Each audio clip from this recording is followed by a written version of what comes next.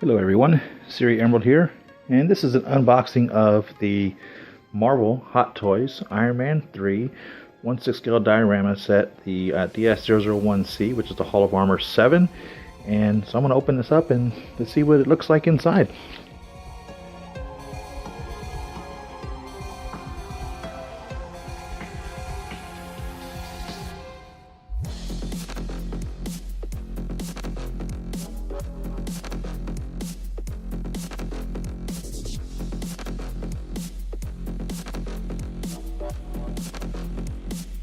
So the outside of the box is a picture of the storage cabinet, if you will, or closet that the Marks 1 through 7 were stored at back at the house. And again, it says Marvel Iron Man 3 Hall of Armor 1/6 scale collectible DS001 set of 7. On the top of the box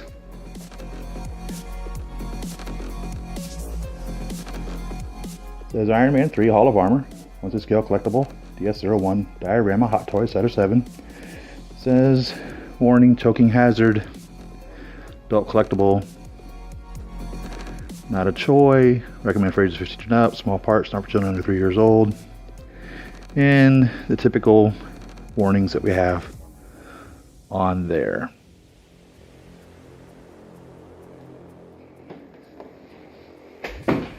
Folds open like such.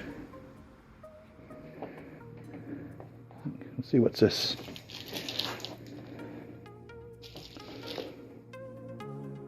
Hall of Armor hologram stickers. I believe in the set of 7 we get 7 of the stickers to go on the front of each of the Hall of Armors. We'll open that up in a bit.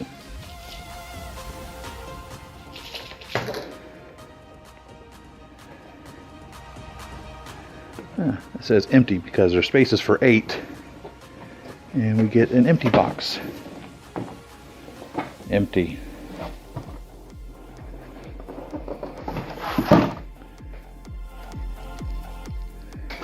Looks like a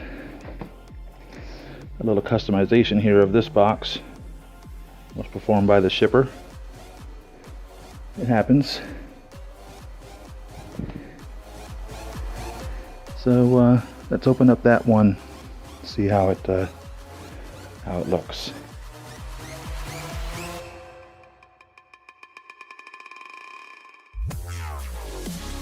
Again, we have the warning labels as we have on all the others. Iron Man 3 Hall of Armor 1/6 scale collectible DS1, and just like on the outside of the big box, there's the top of the box. The bottom of the box talks about the batteries. Don't mix old and new. Don't mix alkaline standards. Free AAA batteries. Some styrofoam. Thank you, postal delivery people.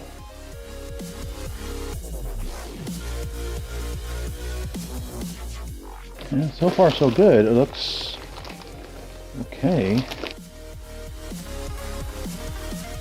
So what we have here is one of the 7, and the way this is designed is that you can slide out this piece on either side, whichever side that you don't need, to put the other piece in, and it lashes together here, and then one piece would be used in between the two to put all 7 of them into a row together. Also we have, and these are lit up right here and lit up in here. Also we have here is the front panel, the instructions on it. Here it talks about the light up functions of the wall, where the batteries go inside it, how to actuate the lights on the bottom, where the batteries go underneath or on the back, where there's a DC outlet for AC power if you wish to power it with an outlet, wall outlet. And it looks like it can power all 7 of them with one. More than one Hall of Armor is connected together, only one power adapter is needed. Well, that's cool. Here they show us how to connect them together, and about the hologram stickers and acrylic boards. And figure placement. Loosen the screw on the handle to adjust the height.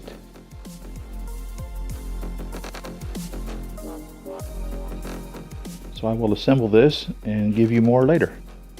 We are all set up, and we have the holographic stickers in place. Now, they comes with a set of 3 of those, so they're all the same, marks 1 through 7, and it advises to put them on with a little soap water, and I agree. The first one that I put on, just applied it, and it didn't appear too bad. I don't really see any bubbles on it in that manner. The others, when I tried to apply them without using the soap water, they ended up being very bubbly. So I put the others on with soap water. Simply what I did is when I took the plastic off, I put just a little dab of soap on there and then washed the entire thing, so the entire side of it was covered with the soap water, and then just applied the vinyl sticker to it, and it just moved around however I needed to, and I smoothed out the bubbles with a cloth until they got all nice and smooth, and now you don't have any bubbles on any of them as they smooths perfectly out. You put them on backwards, so the sticker is on, it's not really a sticker, it's just a vinyl sheet that can be peeled up and repositioned or whatever. But the vinyl sticker is put on the back of it, so through the front of it you are seeing it applied on the back. Now they rest inside this slot right here. It doesn't totally encase the figure in plastic, which I don't necessarily agree with, and there's nothing up top for it to rest on either. It will fall back against that top light there if you push it back far enough, or it'll stand up against the top of it. But as these pieces shift, you see here, they will cause those pieces to fall up and down or whatever. So it's probably best just to push it back all the way. Why they didn't make it go to side, I imagine because with these center pieces, either you display it as a single piece or you display it as a multi-unit piece. And as a single piece, the center piece goes right to the edge here. But when you use this single piece in the construction method, it's split between the 2 pieces. Down at the bottom, and at the top, there's a little piece that you slide in or out, depending on whether it's going to be a single piece or a multi-piece. Single piece, it sits right there. When you do it as a multi-piece, you slide this out like such, and the other side, on the one you're connecting next to it, you slide it in the opposite direction, and then this center rail here travels along that tab that you have made, that long tab, and the same thing goes at the top, and that is the electrical connection which transfers electricity between the different pieces. Now they don't transfer electricity between the center walls, and I'm kind of disappointed about that. Each one of these center walls, every one of them, requires 3 AA batteries. So that's 8 walls all the way across at 3 AA batteries apiece.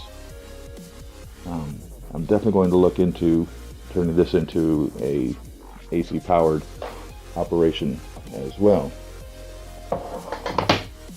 Pause this for a minute while I put this wall back in here. Also, as you may have seen, the little electrical connections are very temperamental. If you wiggle this just one little bit from where you have it perfectly positioned to get them to light all the way across, it'll shut them off. They don't really snap in place. They just very loosely sit together. So this is my display. I've taken up a desk to display this on, And I have obviously the 2, the 3. His arms are being repaired, by the way. The 4 with his gantry. I've got Pepper Potts there holding the battle damaged helmet, looking solemn at it. I've got the Mark V back there with his custom Tony Stark head that I made.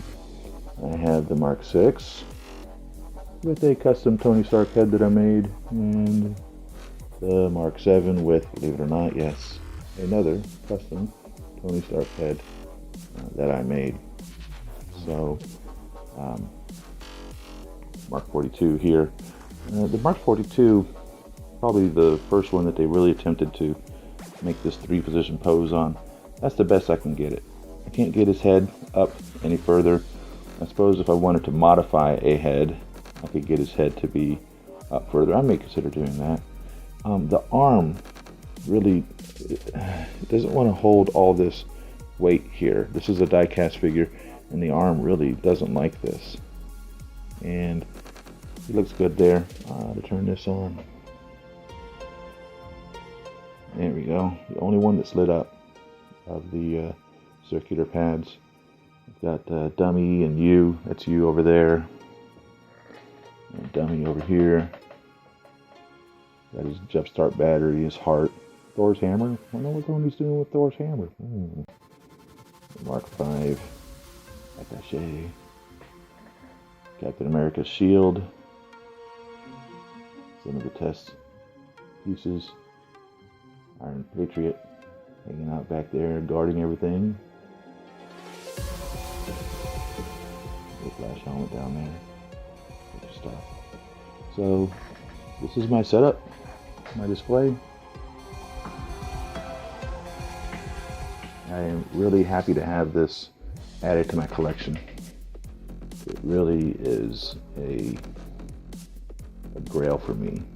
A lot of guys ask what your grail is, and I have some grails, but this was one of them. Very happy to have this now. So thank you very much for watching. Leave your comments about this in the section below.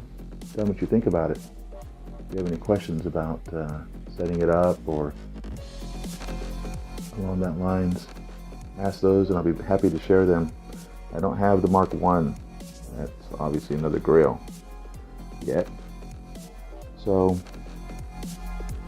follow me on Facebook at Siri.Emerald, and Twitter at Siri Emerald, and stay tuned for the next video. Happy collecting.